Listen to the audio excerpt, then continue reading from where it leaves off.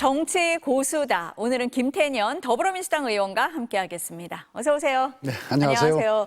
오늘 많은 언론이 중국 특사단 얘기를 했는데 마침 딱 모셨습니다. 23일에 보니까 한일 정상회담, 25일에 한미 정상회담이 있는데 이 기간에 가시는 거예요?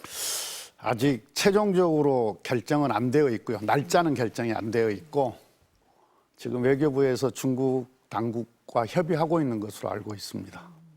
그러면은 뭐 그 즈음이 될 거는 같은데 날짜가 아직 확정되지는 않았다 이런 말씀이시네요. 언론 보도에 보니까 이재명 대통령 친서를 전달한다 이렇게 돼 있던데 맞습니까? 특사는 당연히 가서 친서 전달하죠. 대통령 특사니까. 특사니까 전달을 하고 그러면 시진핑 주석도 만나십니까? 그것 또한 면담자도 또 지금 외교부에서 조율하고 있는 것으로 알고 있습니다. 그것도 확정이 안 되어 있는 것 같아요. 지금 막 한창 조율 중인데 저희가 모신 거네요. 그러면 주로 어떤 논의를 할 걸로 좀 저희가 예상을 하면 됩니까? 글쎄요, 2017년도에도 제가 특사로 갔었거든요. 문재인 정부 들어서고 가서 양국의 여러 현안들에 대해서 뭐 외교부장을 포함해서 그 외교 라인들과 협의하고요. 또 양국 관계의 발전에 대해서도 또 우리가 함께 해야 될 일이 뭔지에 대해서 또 논의하고 그런 일을 합니다. 제일 중요한 것은 대통령의 친서를 중국 정부에 전달하는 거죠. 그러면서 좀 광범위하게 논의가 이루어질 거다 이런 말씀이시고 10월에 경주에서 에이펙 있잖아요. 그때 시진핑 주석이 오느냐 관심인데 뭐 그런 얘기도 조금 들을 수가 있는 겁니까? 그렇죠. 당연히 우리는 에이펙의 시 주석의 방한 참석을 요청을 할 거고요. 뭐 또 그렇게 되면 시 주석의 무슨 답변이 있지 않을까 싶습니다. 2월 달에 하얼빈에서 동계 아시안 게임이 있었지 않습니까? 그때 이제 우원식 국회의장과 또 제가 한중의원연맹 회장을 맡고 있어서 그렇죠. 그때 방중을 했었는데 그때 이제 시진핑 주석과 면담이 있었어요. 우리 방중단하고 그때 시진핑 주석이 에이펙의 국가 주석이 중국 주석이 참석하는 것은 관례다라고 이야기를 했고 또 더구나 내년도 에이펙이 중국에서 열립니다. 내년이 중국이 주최국이에요. 그래서 이번엔 참석하지 않을까 이렇게 기대를 하고 있고요. 또 실제로 중국의 정치 체제 특성상 주석이 참석을 했을 경우에는 또 한중 관계에 한 단계 더 또 어떤 발전 이런 게 이루어지기 때문에 우리 참석을 위한 우리 외교 역량들이 발휘될 필요가 있지 않나 그렇게 생각합니다. 가셔서 많은 활약을 해주시기를 기대하겠습니다. 현안으로 넘어오겠습니다. 민주당 내 경제통이시잖아요. 뭐 국회 기재위도 하고 계시고 뭐 공부 모임 경제는 민주당 좌장이시기도 한데 요즘 논란이 많은 세법 개정안이요. 주식 양도세 도대체 어떻게 되는 겁니까? 그게 이제 그러니까 지금 이제 당은 당 대표가 정부에 지금 50억에서 10억으로 내리는 문제에 관련해서는 신중해야 된다라는 의견을 전달한 것으로 알고 있고요. 지금 뭐 정부에서도 또는 뭐 대통령실에서도 고민하고 있는 것으로 그렇게 알고 있습니다. 그 입장을 전달한 이후에 뭐 논의되는 과정이라든지 뭐 지금 활발하게 논의하고 있는 거죠. 아직까지 그럼 정부에서는 시장 상황도 주시하고 있고요. 그럼 시장 상황을 보고 있는 상태고 아직 정부에서는 정하지 못한 그런 상태다. 결정하지 않은 상태고요. 않은 상태다. 조금 더 지켜봐 달라. 이런 말씀이시네요. 2차 상법 개정안은 어떻습니까? 지금 뭐 재계나 국민의힘에서는 이거 되면은 주가 떨어진다, 외국 기업 다 떠난다 이렇게 얘기하잖아요. 상법 개정안의 목적이 공정한 시장을 만들고 반칙이 없는 공정한 시장을 만들고 기업 지배 구조를 선진화하자는 거 아닙니까?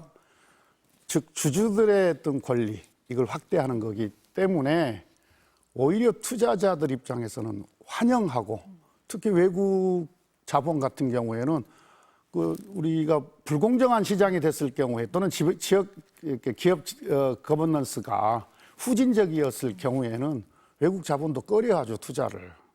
오히려 더 지금 환영하고 있지 않습니까? 주식시장을 활성화하는데 오히려 도움이 되는 그런 조치라고 봐야 되는 거죠. 그 주식시장에 있었던 어떤 코리아 디스카운트 이걸 해소하는 방안이 되기 때문에 또 국민의힘에서 그렇게 주장하는 것은 좀 억지스럽습니다. 억지라고 보시는 거예요? 예, 네, 반대를 위한 반대. 재계에서도 그러면은 지금 의원님 보시기에는 재계는 좀 불편하겠죠. 예, 뭐 지금까지 어떻게 보면은 그 어떤 기업의 오너들을 뭐 이른바 뭐 오너라는 표현이 정확한 건 아니지만 어떤 마음대로 할 수 있었던 게 어떤 주주들의 어떤 감시도 더 강화되고 시장의 어떤 개입도 더 강화되는 것이기 때문에 불편하겠죠. 예. 불편한 거지만 어쨌든 주식시장이라든지 전체 기업 입장에서 보면은 해야 되는 법안이다 이렇게 보시는 그러니까 거네요. 지금 우리가 자산시장을 보면은 부동산이 한 70% 이상, 그다음에 자본시장, 금융시장이 한 30% 이하거든요. 이건 바람직스럽지 않습니다. 구조상으로 놓고 보면. 그러니까 어떤 빅머니 무브먼트가 필요한 그런 시기죠, 지금. 금융시장으로 돈이 들어오게 하려면은 이걸 해야 된다. 이동이 필요한 시기입니다. 네. 그런데 지금 8월 임시국회에서 민주당이 통과시키겠다고 하는 쟁점 법안들이 꽤 여러 개가 있잖아요. 그런데 일각에서는 이재명 대통령은 협치를 얘기를 하는데 정청래 대표가 너무 싸우려고 하는 거 아니냐, 밀어붙이는 거 아니냐, 엇박자 아니냐 이렇게 보는 시각도 있습니다. 어떻게 보세요? 뭐 더 심한 말도 있던데요. 그러니까 이렇게 보면은 극우 유튜브에서 뭐 둘이 갈등이 있는 것처럼 그렇게 생산하는 게 많은가 봐요. 또 그게 또 국민의힘에서 받아가지고 또 뭐 이야기하기도 하고 그러던데 어떻게 보면은 뭐 이렇게 희망사항 뭐 좀 이게 서로 갈등하고 뭐 싸우고 뭐 엇박자 나고 이러기를 바라는 또 희망회로가 돌아가고 있는 거 아닌가 이렇게 생각을 하는데 전혀 사실과 다릅니다. 그리고 당과 정부 또는 당과 대통령실은요 매사 전부 의견이 같을 수는 없죠. 또는 다르기도 하고 그러잖아요. 그러면서 논의하고 내부적으로 논의하고 조율하고 그게 건강한 이른바 당정대의 관계, 뭐 청와대를 이전하게 되면 정청의 관계인 거죠. 예. 밖에서 갈등을 부추기려고 일부러 그러는 거다. 뭐 갈등이 있었으면 좋겠다 이렇게 생각하는 모양이에요. 근데 그렇지 않아요. 예. 안을 들여다보면 그렇지 않다 이런 말씀이세요? 조금 전에 속보를 제가 전해드렸는데 김건희 국정농단 특검에서 국민의힘에 대해서 2차 압수수색에 나섰다고 합니다. 국민의힘에서는 야당 탄압이다, 정치 보복이다 이렇게 주장을 해요. 어떻습니까? 글쎄요. 특검은 뭐 특검이 할 일을 하는 거죠. 특검 법에 규정된 대로. 그런데 이제 내용을 좀 들여다보면은요. 일단 1차적으로 특정 종교가 국민의힘의 당내 경선, 대통령 후보를 뽑는 경선 또는 다른 경선에 조직적으로 개입을 했다. 이런 혐의잖아요. 첫 번째가. 그건 우리가 헌법에도 규정하고 있는 정교 분리 원칙에 어긋나는 거거든요. 그건 범법 행위입니다. 두 번째로 그런 특정 종교가 이른바 뇌물을 이렇게 바쳤다. 김건희 씨한테 또 이런 혐의도 받고 있는 거지 않습니까? 그러면은 그 사실관계를 확인하기 위해서 특검은 특검법에 규정된 대로 수사를 하는 것은 그건 정당하고요. 국민의힘이 협조할 필요가 있다 이렇게 생각을 합니다. 다만 저는 이 자리에서 하나 말씀을 드리고 싶은 게 국민의힘이 자체적으로 한번 생각을 좀 해봤으면 좋겠어요. 그게 만약에 특정 종교가 어떤 당내 정치 일정에 조직적으로 개입을 했다고 한다면 그건 건강한 정당이 아니잖아요. 그럼 이 기회에 본인들이 스스로 사실 확인을 좀 하고 정리할 걸 정리해야만 국민의힘이 건강하게 그래도 생존하고 발전할 수 있지 않을까 이렇게 생각을 합니다. 뭐 이게 무슨 뭐 그걸 정치 탄압이니 야당 탄압이니 이렇게 이야기하기 전에요. 그럼 의원님은 지금의 당 지도부라든지 지금 차기 당대표 후보로 거론되는 분들이 그렇게 하실 수 있다고 보세요? 그러니까 그렇게 하는 게 국민의힘을 위해서 좋겠다고요. 그렇게 했으면 좋겠다라는 말씀이신데 근데 안 할 것 같긴 해요. 쉽지 않을 것 같다. 지금 보면은 김문수 후보나 장동혁 후보가 뭐 여론조사에서 1, 2위를 달리고 있다고 하니까요. 오히려 지금 무기한 농성을 하고 있는 그런 상황이잖아요. 의원님 말씀이 맞다는 생각이 드는데 이게 현실성이 있을까라는 생각은 들어서 여쭤봅니다. 이게 압수수색이 예. 이게 성공할 수 있을 것이냐, 네. 뭐 그 말씀하시는 네. 건가요? 글쎄 뭐 쉽지는 않겠죠. 예. 쉽지는 않을 것 같다. 그러나 특검은 또 특검이 해야 될 일을 해야 됩니다. 해야 합니다. 예. 일각에선 그러더라고요. 전당대회 끝나고 나서는 어느 정도 좀 협의가 돼서 이미 제출을 하는 형식으로 갈 수 있지도 않겠느냐 이런 얘기를 네, 뭐 하니까요. 그런 식의 뭐, 예. 조금 절충점은 나올 수도 있다라고 네. 의원님은 보시는 것 같습니다. 조국 전 대표 얘기 좀 해볼까요?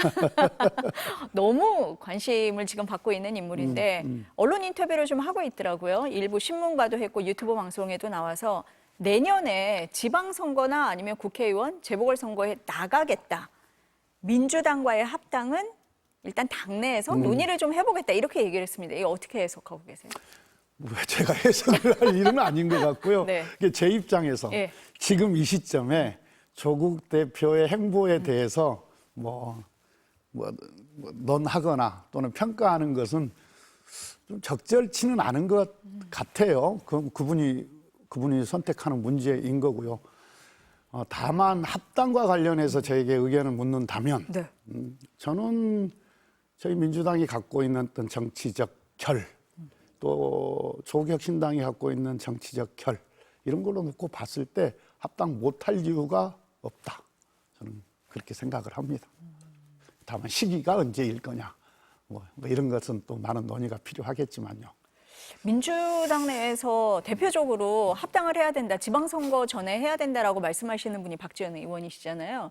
아무래도 뭐 호남 분위기 많이 알고 계셔서 그런 것 같기도 한데 지금 의원님도 어쨌든 그럼 지방선거 전에는 합당을 할 수 있다, 해야 된다 이런 쪽에 더 무게가 있으신 겁니까? 예, 지금? 그렇죠. 예.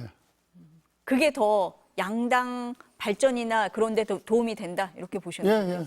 그러면 그리고 네. 어떤 정당이 갖고 있는 어떤 성향, 이 부분이 따지자면 좀 차이가 왜 없겠습니까만은 크게 보면 큰 차이가 없어요. 네, 그러니까 합당을 해도 무방하다 저는 그렇게 보는 거죠. 네. 가능성이 그쪽이 더 높다고 보세요? 저는 가능성이 있다고 봅니다. 가능성이 있다? 네. 조금 더 지켜보라. 네, 뭐 조금 이런 이야기긴 한데요. 네, 왜 네. 조국 대표가 지금 출소한 지 4일밖에 안 됐어요. 네. 그러니까 그쪽 당에서도 뭐 네. 활발한 논의가 필요할 거고요. 더구나 우리 민주당도 뭐 여러 의견이 있기 때문에 논의를 해야 될 필요가 있고요. 네. 앞서서 요 코너 전에 출연하셨던 국민의힘 의원께서 오늘 리얼미터 여론조사 결과가 나왔는데 국정 지지율, 민주당 지지율이 전부 다 하락을 했다. 그 이유 중에 하나가 조국 전 대표에 대한 사면이다라고 말씀을 하셨어요. 어떻습니까? 뭐 사면, 뭐 양도세, 뭐 여러 의견들이 있던데요. 네. 물론 여론조사는 주시는 합니다. 저는 주시는 하는데요. 아마 여름 휴가 끝나기 전까지, 그 다음에 국민의힘의 전당대회가 끝나기 전까지의 여론조사는 그냥 액면 그대로 보거나 평가하기는 조금 무리가 있는 것 같아요. 우리가 과거의 경험으로 놓고 보면. 그러니까 정확한 국민 여론을 보려면 휴가철 끝나고 그다음에 국민의힘 전당대회가 끝나고 나서 한 여론조사가 정확할 것 같습니다. 과거에도 보면은요. 네. 휴가철에는요. 우리 쪽 푹 빠져서 나와요. 그다음에 국민의힘이 전당대회를 하면은 국민의힘이 높게 나오고 우리가 낮게 나옵니다. 왜냐하면은 전화 대기를 하거든요. 후보들이 여론조사를 하잖아요. 그러니까 그 전당대회 시기에는 자기 지지자들한테 여론조사에 꼭 응해달라고 하는 이른바 요청을 해놓고 있는 상태거든요. 그래서 전화가 오면 잘 받아요. 국민의힘 당원들이 또는 지지자들이. 그러니까 지금 국민의힘 전당대회가 진행되고 있기 때문에 적극 지지층들이 응답을 많이 했을 거다라고 봐서 국민의힘이 올라간 게 하나가 있는 거고 지금 상대적으로 민주당 지지층은 좀 덜 거기가 참여를 많이 했을 거다. 받으면은 예. 상대적으로 거기가 많이 받으면은 하나 올라가고 하나 내려가게 되죠. 물론 그것도 있는데 뭐 조국 전 대표 사면이나 앞서서 우리가 얘기했던 양도세, 주식 양도세 논란 이런 건 영향을 안 줬다고 그러니까 그게 보세요? 영향을 미쳤는지 안 미쳤는지는 미치고 있는지 안 미치는지는 이 두 기간, 하나의 이게 이제 전당대회하고 휴가 기간이 끝나 봐야 할 것 같다고요. 그 기간이 끝나면은 그럼 한 번 더 보도록 뭐 하겠습니다. 주시는 하고 있습니다. 조국 전 대표를 왜 사면을 했을까 이 대통령이 그 얘기가 계속 나오거든요. 글쎄요, 제가 대통령 속을 어떻게 알겠습니까? 다만 한 가지, 네. 대통령께서 무슨 정치공학적인 계산을 하고 사면을 결정하지는 않으셨던 것 같다. 이건 제가 확실하게 말씀을 드릴 수 있을 것 같아요. 지금 정치 공학적이라고 말씀을 하시는 건 유력 정치인들 뭐 경쟁시키려고 했다 이 말씀하시는 거예요? 그거 뭐 유불리 이런 거 안 따졌다는 네, 말씀을 드리는 거고요. 근데 이제 우리가 이른바 조국 사건의 본질을 좀 잘 볼 필요가 있어요. 당시에 문재인 정부의 검찰 개혁에 대해서 윤석열과 정치 검찰의 조직적인 저항이었거든요. 그게 이제 이른바 조국 수사, 무리한 조국 수사, 또 억지 기소, 뭐 이렇게 되어 있는 이 사건이 조국 사건입니다. 이른바 본질입니다. 그러니까 처음에 기억하시겠습니다만은 사모펀드, 뭐 공직자가 사모펀드 투자했다고 그걸로부터 출발한 수사예요. 그게 시작이었죠. 그거 근데 기소도 못했어요. 그리고 뭐 표창장. 근데 표창장도 지금 막 다른 증거가 나오고 다른 증언들이 나오지 않습니까? 그 다음에 인턴. 이런 것도 지금 다른 증언과 증거들이 나오고 있는 거고요. 그다음에 그 딸이 받았던 장학금. 그거야말로 좀 말이 안 되는 이야기잖아. 그럼 공직자 자제는 자녀들은 뭐 학교에서 장학금 받으면 안 된다는 이야기가 되는 거기 때문에 아주 일가족을 도륙을 내놓은 거 아닙니까? 이걸 뭐 한 매듭을 짓는다 이런 의미를 가져야 되는 거 아닌가 싶어요. 예. 그러니까 뭐 언론이나 다들 이재명 대통령이 왜 조국 전 대표를 이런 논란에도 사면을 했을까라고 얘기를 하는데 지금 의원님 보시기에는 그런 거 하나도 없고 검찰 개혁의 일환 그 정치 검찰을 매듭 짓겠다 이렇게 단순하게 오히려 보는 게 낫다 뭐 이런 저는 말씀이신 그렇게 거네요. 보고 싶습니다. 예. 국민의힘 전당대회 앞서서 저희가 잠깐 얘기를 했잖아요. 지금 이 찬탄 후보들은 단일화를 안 하면 안 된다 이런 얘기가 나오는데 단일화 할 걸로 보세요? 그거 별로 관심 없는데 네. 국민의힘 전당대회가 별로 관심이 없고요. 네. 아마 일반 우리 국민들도 별로 관심이 없는 것 같아요. 뭐 거기 국민의힘의 어떤 뭐 당원들이나 지지자들은 뭐 조금 관심이 있을지 모르겠습니다만은 근데 아주 가관이잖아요. 내란을 옹호하고 뭐 찬탄 반탄 친윤 반윤 뭐 이렇게 싸우고 참 아니 그래도 건강한 여야 관계가 되려면은 그래서요. 네. 그러니까는 건강한 여야 관계가 되기 위해서는 네. 이른바 국민의힘 야당이 건강해져야 되는데 네. 지금 전당대회를 치르는 것을 보면은 건강해지긴 글렀다. 뭐 김문수 씨가 될 것 뭐 유력한 것 같은데요. 건강해지기는 글렀다. 그분은 내란도 옹호하죠. 뭐 계엄도 뭐 이유가 있다. 뭐 사실상 옹호하죠. 그 아직도 여전히 뭐 이른바 친윤 뭐 그 틀 안에 갇혀 있는 분이잖아요. 이런 걸 놓고 봤을 때. 그 전당대회 이후까지 걱정이 된다. 네. 네. 제가 걱정할 일은 아닌데 나라 전체를 보면 걱정이라는 얘기입니다. 나라 전체로 걱정이죠. 걱정이 많이 되는 얘기입니다. 오늘 김건희 국정농단 특검에서 네. 김건희 씨도 조사하고 있고 집사로 불리는 김예성 씨 그리고 건진 법사 전성배 씨 한꺼번에 다 불러서 조사하고 있거든요. 어디에 가장 주목하세요? 글쎄요, 뭐 제가 수사 뭐 내용은 정확하게 잘 모르니까 그런데 이제 이런 것 같아요. 그동안 권력이 있었을 때 윤석열 또는 김건희와 친하게 지내고 또는 거기에 줄을 대서 혜택을 보고자 했던 그런 사람들이 이제는 뭐 다 사실들을 밝히기 시작했기 때문에 참 우리 국민들이 놀랄 만한 많은 것들이 밝혀지지 않을까 이렇게 생각을 하고요.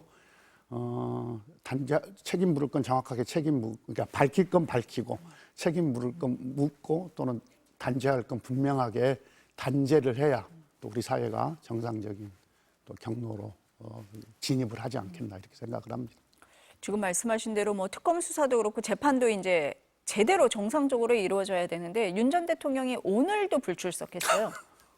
어떻습니까? 우리 국민들이 많이 지금 창피해 하시잖아요.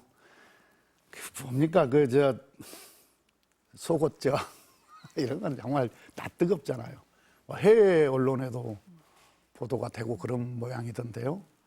그러니까 일반 자범보다 못한 어떤 수준의 행태를 보여주고 있지 않습니까? 말씀하시기도 부끄러울 정도다. 뭐 이런 말씀이시네요. 그래서일까요? 그 비상계엄에 공동 책임이 있다. 그래서 윤 전 대통령과 김건희 씨를 국민 11,000명이 손해배상 청구 소송을 냈어요. 위자료 소송을 냈어요. 어떻게 보십니까? 충분히 할 수 있는 소송이라고 봅니다. 국민의 어떤 기본권 침해에 대해서 침해당한 당사자 국민이 정당하게 대응하는 그런 절차로 볼 수 있는 거 아닌가 이렇게 생각을 합니다. 윤 전 대통령에 대해서는 할 수 있다라고 할 것 같아요. 지난번에 뭐 1심 결과 나온 적도 있잖아요. 그런데 그 부인에게까지 손해배상을 한다 어떻게 보십니까? 법률적으로는 뭐 따져봐야 되겠습니다만은 또 수사가 또 뭐 내란 수사 같은 경우에 이제 어떻게 결말이 날지는 모르겠는데 좀 많은 국민들께서 이 이른바 계엄이 불법 계엄이 가족 본인과 그 김건희를 지키기 위해서 벌인 일 아니냐 그리고 둘이 공모한 거 아니냐라는 의심들을 하고 있고 또 그런 의심을 살 만한 과거에 많은 일들이 있었지 않습니까? 그 수사 결과에 따라서는 법률적으로도 성립될 수 있는 뭐 그런 일이 되겠죠. 지금 의원님 말씀 들어보니까 이제 공동 책임이라는 부분인데 이번에 보면 공천 개입이라든지 인사 청탁이라든지 대통령 부인을 통해서 이루어진 걸로 지금 드러나고 있잖아요. 네. 그래서 만약에 그게 이제 뭐 법률적으로 예를 들면 대통령하고 공모 관계가 성립이 된다고 한다면 그 자체가 뇌물이 되는 거잖아요. 국민들은 아마 그런 점을 지금 보고 있을 거다. 이런 말씀이시네요. 네. 내란도 마찬가지고. 내란도 마찬가지고. 불법 계엄도 마찬가지죠. 불법 계엄, 내란, 공천 개입, 인사 청탁 전부 다 공동 책임이 있다고 보신다. 이런 말씀이시네요. 네, 특검 수사는 좀 더 지켜보도록 하겠습니다. 네, 오늘 말씀 여기까지 듣겠습니다. 감사합니다. 네, 고맙습니다.